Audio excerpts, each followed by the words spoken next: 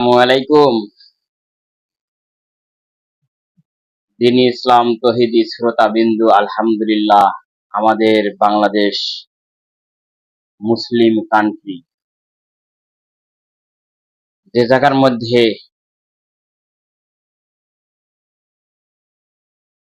99% 90% মুসলিম, সে রাষ্ট্রের মধ্যে যদি এই রকম হয়, দেখুন, তাহলে মনে হয় দেশটা জান্নাতের বাগান হয়ে যাবে। একটু দেখে আসি।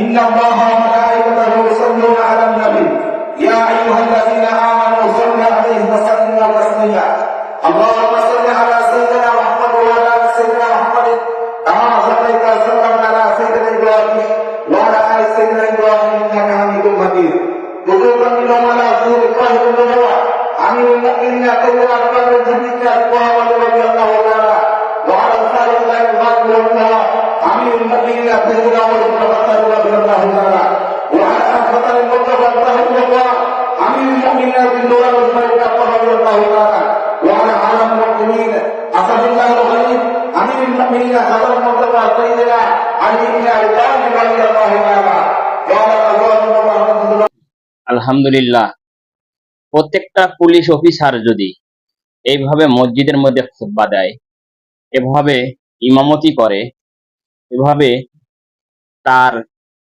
থানার মধ্যে প্রত্যেকটা পুলিশ অফিসার যে মসজিদ আছে থানার ভিতরে, এই মসজিদে যদি সেই ইমামতি করে, সে কি অন্যায় করবে? সে কি মানুষের উপর জুলুম করবে? কখনোই করবে না। সে যদি কখনো ঘুষ খাবে? কখনোই খাবে না। আলহামদুলিল্লাহ, আমরা দেখতে পেয়েছি বাংলাদেশ দ্বিতীয় স্বাধীনের পর অনেক জায়গায় এরকম অনেক পুলিশ অফিসার ভাই মসজিদের ইমামতি করতেছে।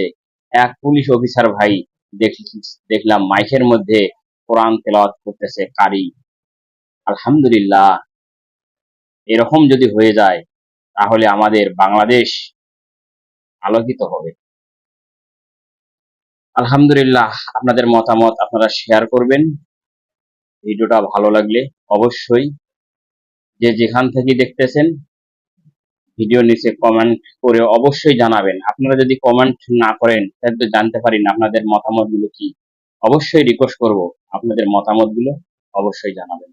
আসসালামু আলাইকুম ওয়া রাহমাতুল্লাহি ওয়া বারাকাতুহু।